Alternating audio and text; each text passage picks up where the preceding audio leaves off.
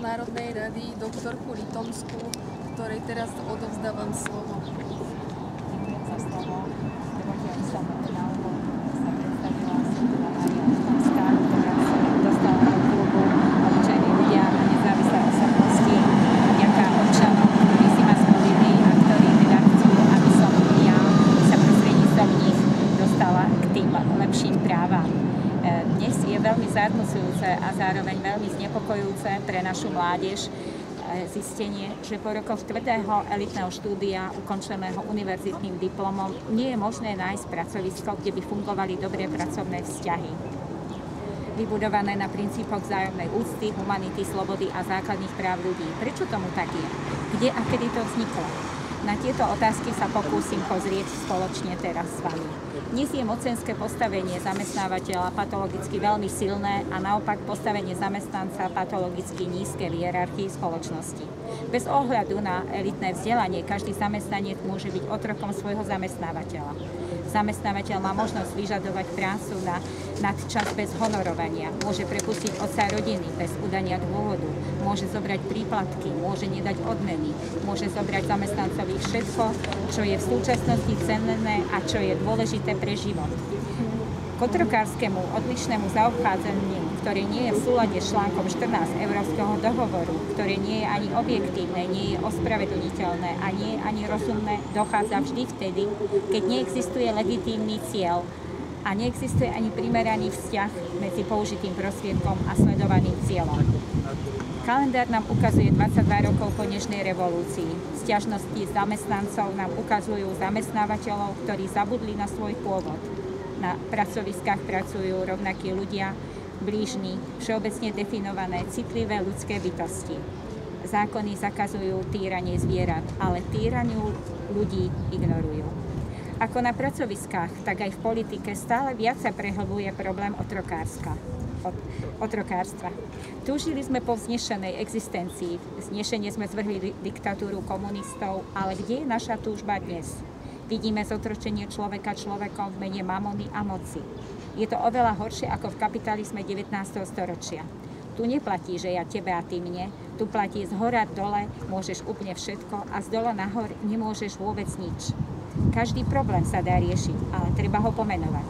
Problém násilia na pracoviskách dosiaľ neriešila žiadna politická moc. Aj na Slovensku potrebujeme odvážnych a statočných zamestnancov, ako je to v krajinách Európskej únie, teda takých občanov, ktorí nebudú sa báť poukázať na nekalé praktiky svojich zamestnávateľov. Nemusíme chodiť ďaleko, ak chceme vidieť viac demokracie a viac humánnych postojov. My na Slovensku vari nie sme schopní znovu objaviť naše ľudské korene a vložiť ich do zákonov ako dôstojnú ochranu človeka. Potrebujeme zákony na ochranu najmenšieho zamestnanca proti moci zamestnávateľa. Súčasné zákony ukázali hrubé defekty.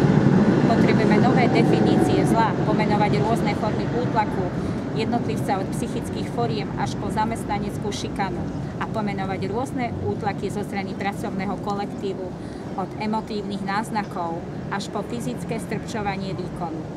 Slovensko v novej ére spoločnosti po dnešnej revolúcie ťažko chore, trpí vážnou sociálnou rakovinou. Od prvej právnej úpravy zákonníka práce uplynulo viac ako 10 rokov. Choroba postkomunistického štátu vznikla skrížením starých sociálnych zvykov a nových sociálnych slobôd.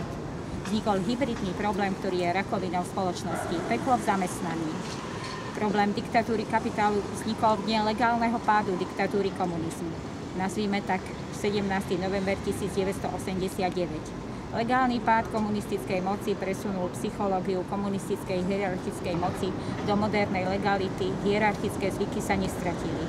Vzniklo moderné otrokárstvo postavené na báze diktatúry zisku a v štátoch bývalého komunistického bloku je už 22 rokov umocňované morálkou diktatúry kresťanského hierarchizmu, ktorá žiaľ posilnila dobré obyčaje hierarchizmov zjedených z komunistického bloku. Je to daň za nekrvavú dnešnú revolúciu. Vysoko postavení slovenskí klérici vyliali z vaničky spolu s vodou aj čerstvo porodené dieťa, demokracie. Už 22 rokov narastá početná skupina zamestnancov, opisujú svoje moderné zotročenie a všetci zviditeľňujú tento problém, ale žiaľ nikto to doteraz nevidel. Evidentne neexistuje vládna legalita ani zákon. Je to hniloba, ako medializujú investigatívne skupiny o našom rezorte zdravotníctva. To je aktuálny 22-ročný stav celej našej spoločnosti. Až 22 rokov sa tento problém nikto sa mu nevenoval a celé Slovensko sa na to pozerá. Problémy, ktoré teda vznikli, nedajme sa pomýliť, nie sú následkami krízy. Rakovina spoločnosti je tu už 22 rokov a krízová sociálna situácia stav iba zhoršila, zviditeľnila a práve v predvolebnom období prenasledovanie občania si zvolili mňa, teda ako nezávislú poslankyňu do parlamentu. Pri súčasnom nastavení volebného systému je to buď zázrak, alebo je postihnutých občanov tak veľa, že prevalcovali zlý volebný systém. Toto bola druhá nežná revolúcia. Občania Slovenskej republiky odkazujú všetkým, aby ste si to všetci v parlamente a spolu s vládou uvedomili a riešili nielen kompletne, ale zvlášť dôsledne. Doterajšie prijímanie noviel zákonníka práce smerovalo k zlepšeniu postavenia zamestnávateľa. Príčinu vidíme v slepote kresťanských voličov, ktorí opakovane umožnili extrémne natvrdlým konzervatívnym kapitalistom znovu a znovu atakovať sociálne dobrá. Preto my vyzdvihujeme nový pohľad. Problém nezamestnanosti nikto nikdy neriešil z pohľadu psychosociálnych príčinných súvislostí. Narastá počet nezamestnaných podávajúcich sťažností na zamestnávateľov. Noví a novší nezamestnaní stále viac pociťujú sociálno-právnu krivdu. Občania Slovenskej republiky ukázali v týchto voľbách nielen, že chcú mať legálnu sociálnu politiku v našom štáte, ale ukázali aj to, že chcú riešenie sociálnej rakoviny. Podľa štatisticky platného spoločenského pravidla hrotu ľadovca si doplňte, aký je tento problém gigantický. Nebuďme ďaleko od pravdy, ak vyhlásime, že ja som tu v podstate za všetkých občanov, ktorí pociťujú túto krivdu. Stoja za mnou masy v pohotovosti a to je najsociálnejší argument zo všetkých ľavicových argumentov. Občania Slovenskej republiky sledujú kroky, ktoré podniká vláda, ktoré podnikáme všetci, ktoré budeme podnikať všetci. Posledné voľby ukázali politickú zrelosť, vysokú morálku a vyspelosť sociálno-právnu uvedomelosť slovenského voliča. Nedúfajte, vážení politickí činitelia, že dáte súhlas len tak a 4 roky si tu budete váľať šunky a vyrábať sociálne intrigy. Vážení politickí činitelia, neodporúčam vám ignorovať rakovinu spoločnosti, o ktorej správa jasne hovorí. Riešenie otázok nie je len otázka základných ľudských práv a slobôd. Nie je to ani otázka izolovaného skvalitnenia jednotlivých ľudských práv. Nakazení sme všetci. Jedni nechuťou problém riešiť, čo je závažná sociálna rakovina, ale tí druhí sú obete rakoviny. Tí sú zdeptaní rakovinou až naspäť. Nikdy predtým nebolo v dejinách Slovenska tak veľa zlých právnych norieb, ktoré by umožňovali tak ľahko vyhnať zo zamestnania bez príčiny nevinných ľudí len tak, ako lusknutím prsta. Keď si zamestnávateľ zmyslí prepustiť, tak to aj urobí, i hneď v tej sekunde. Nie je cieľom našej činnosti naprávať minulosť, že odsúdime konkrétnych poslancov, hoci nezaškodilo by niekoľko exemplárnych trestov.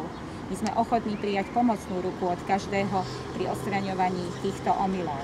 Až 6/7 všetkých nezamestnaných podľa pravidla ľadovca neuviedlo skutočnú príčinu odchodu zo zamestnania a štatistické tabuľky neobsahujú ani dotazník nespokojnosti s postupom zamestnávateľa.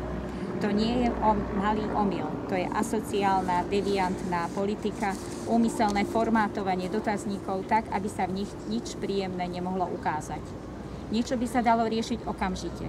Vieme, že terajší zákonník práce obsahuje ustanovenia v rozpore s ľudskými právami, ktoré sú, poznamenávam, pre všetkých občanov Slovenska záväzné a zaručené v Ústave Slovenskej republiky a v súvisiacich medzinárodných právnych zárukách ratifikovaných Slovenskou republikou. Len poznamenávame, že antidiskriminačný zákon z pohľadu zamestnanca odporuje samotnej Ústave Slovenskej republiky a porušuje Európsky dohovor o ochrane ľudských práv a základných slobôd. Právo je nástrojom bohatých a silných a zároveň je poslednou zbraňou chudobných a slabých. Treba konečne zapojiť zákony a štátnu moc. Máme evidenciu o tom, ako 1/7 nezamestnaných sa domáha svojich práv, ktoré sú legitímne a v súlade s platnými a pre Slovensko záväznými normami ale iné špecifiká slovenského systému ich odsúvajú do neurčitého bahna deklinovaného práva. Fakticky je táto sedmina nezamestnaných odsúvaná do bezprávneho stavu. To sme tesne po nežnej revolúcie ešte netušili, že to takto bude. A keby to ľud vedel, tak by zlinčoval nielen komunistických predákov, ale aj následných zákonníkov, čo prevzali moc po komunistoch. Lebo sú to práve oni, čo zaviedli túto deviantnú deformáciu zákonodárstva, ktorú sme pracovne nazvali deklinácia práv v postkomunistickom štáte. Chceme touto správou vyzvať všetkých ľudí dobrej vôle.